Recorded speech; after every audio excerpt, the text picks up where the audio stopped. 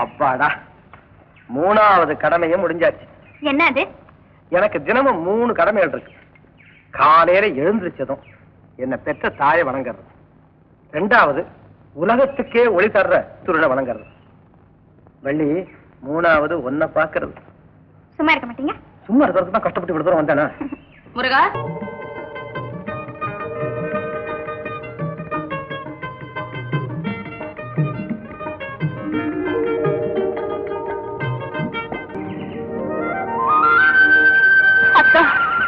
வள்ளி அழாதே, அழாத வள்ளி. அக்கா, நமக்குன்னு இந்த வயல் தகராறு ஏன் தான் வந்தது?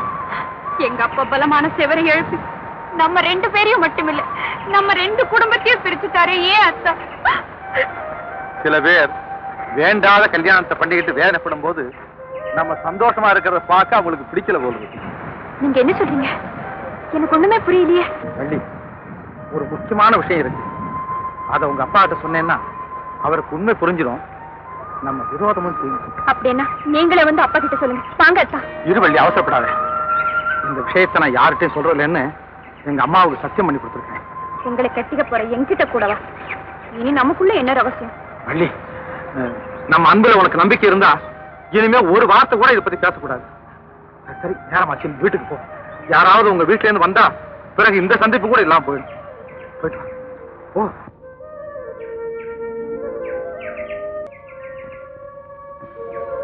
அண்ணே, அண்ணே. அரே அஞ்சலியா, ஏன் இங்க உட்கார்ந்து இருக்கீங்க? வள்ளி எப்படி இருக்கா?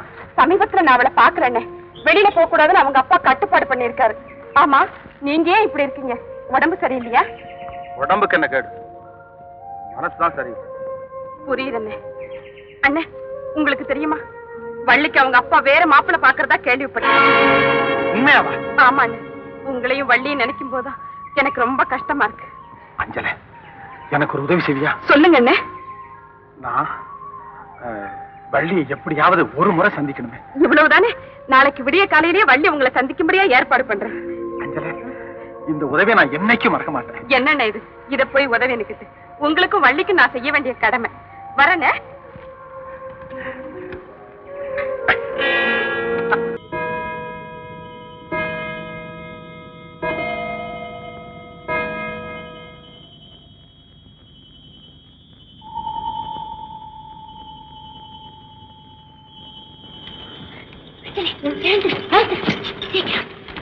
பொழுது விடிஞ்சிடுது. இந்த ராத்திரி சொன்ன மாதிரி நீ இதை போட்டுக்கோ.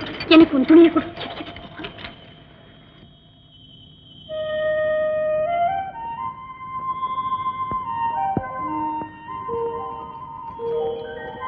சீக்கிரம் பரப்பு, சின்னமா பாத்து போறாங்க.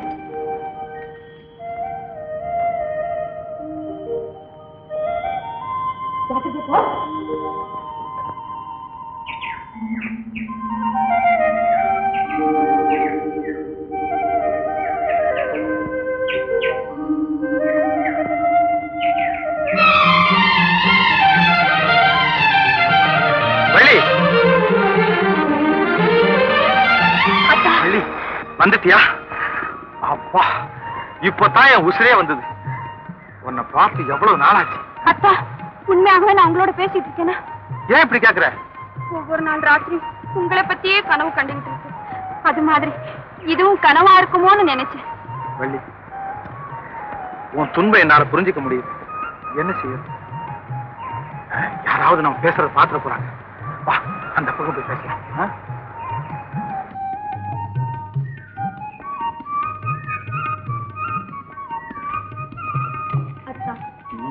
வீடுங்கிற சிறைச்சாலையில் அடைப்பட்டு உங்களை பார்க்க முடியாம ஒவ்வொரு நாளையும் ஒவ்வொரு யுகமா கழிச்சுக்கிட்டு வர. ஏன் வள்ளி, நான் மட்டும் நிம்மதியா இருக்கேன்னு நினைச்சுக்கிட்டியா? ஒன்ன நினைச்சே ஒவ்வொரு நிமிஷத்தையும் கழிச்சுக்கிட்டு இருக்கேன். அத்தா, எங்க அப்பா என்ன வேற ஒருத்தர் கட்டி வைக்க முயற்சி பண்றாரு. சின்னம்மாவும் அவருக்கு உதவியா இருக்காங்க. எந்த நிமிஷத்துல என் வாழ்க்கை பாழாடுமான்னு நான் பயந்துகிட்டு இருக்கேன். தான் பயந்துகிட்டு இருக்கேன். பயப்படாத வள்ளி, நான் உயிரோடு இருக்கிற வரைக்கும் ஒரு பயம் உன்னை கட்டிக்க வரமாட்டான். அப்படி எவனாவது துணிஞ்சு உன் கழுத்துல தாலி கட்ட வந்தா அவ்வளவுதான். அதுக்கு முன்னால அவன் உடம்புல அவன் கழுத்து இருக்காது. அப்படி சொல்லாதீங்க அத்தா. அந்த மாதிரி நிலைமை ஏற்படுறதுக்கு நான் இடம் கொடுக்க மாட்டேன். உன் வாழ்க்கை பாழாகிறதுக்கு நானும் எந்த வகையிலும் இடம் கொடுக்க மாட்டேன். எனக்கு என்னமோ பயமா இருக்கு. எங்க அப்பா பழி பாவத்துக்கு அஞ்சாதவன். நான் பகை கஞ்சாத மாமா. ஐயோ, குத்து வெட்டி ஏற்பட்டு என்னால குடும்பங்கள் அழிய வேண்டாத்தா. வள்ளி, என்ன சொல்ற? உங்களை கட்டிக்கிற பிராப்தம் இந்த ஜென்மத்தில் இல்லைன்னா அடுத்த ஜென்மத்திலாவது எனக்கு கிடைக்கட்டும். அத்தா, உங்க காதலி வள்ளின்னு ஒருத்தி இருந்தது, அடியோட மறந்துடுங்க அத்தா, அடியோட மறந்துடுங்க. வள்ளி, என்ன இப்படி எல்லாம் பேசுற? இந்த பாரு, நானே நேரா உங்க அப்பங்கிட்ட வந்து பொண்ணை கொடுக்க போறியா இல்லையான்னு கேட்க போறேன்.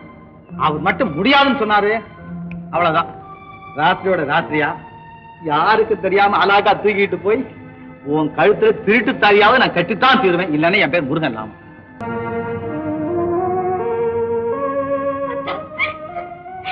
என்ன கொண்டுட்டு அவரை கொல்லுங்க. இனிமே எங்க இவன் போய்க்க போறான்? வாடா. அத்தா, அத்தா, அத்தா. ஐயோ,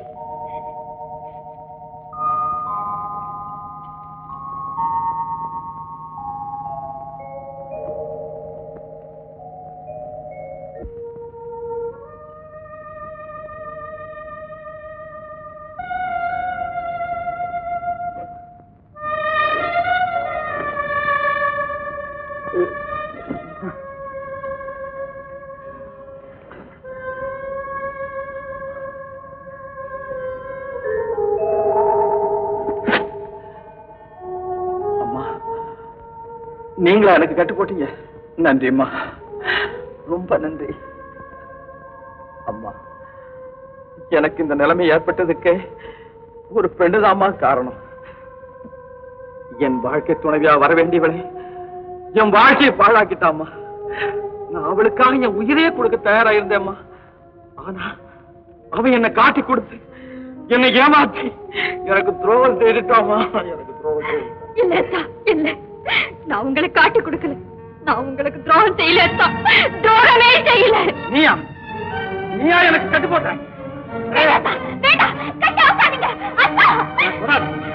ஊரை விட்டு விரட்டிட்டு உதவி செய்ய மாதிரி நடிக்கிறியா? நீ நடித்து நடித்து நான் ஏமாந்தது போதும். இனி நீ எப்படி நடிச்சாலும் ஏமாற மாட்டேன். உன்னை எடுத்து பார்க்க மாட்டேன். சொல்றதை கேளுங்க அத்தா. தேவையில்லை, என் கையை விடையா? நடந்ததை கேளுங்க. முடியல. ரெண்டு வார்த்தை சொல்றதுக்காவது எனக்கு அவகாசம் கொடுங்க அத்தா. கையை விட போறியா? இப்போ ஐயோ அத்தா, நீங்க கை விட்டுட்டா எங்க அப்பா என்னை வேற ஒருத்தரை கட்டி கொடுத்து இந்த ஊரை விட்டே விரட்டிடுவார் அத்தா. அதைத்தான் நானே எதிர்பார்க்கிறேன். என் தண்டனை காலம் முடிஞ்சு நான் திரும்பி வரப்போற ஊர் நீ இல்லாத ஊரா இருக்கணும். அப்பதான் எனக்கு நிம்மதி கிடைக்கும்.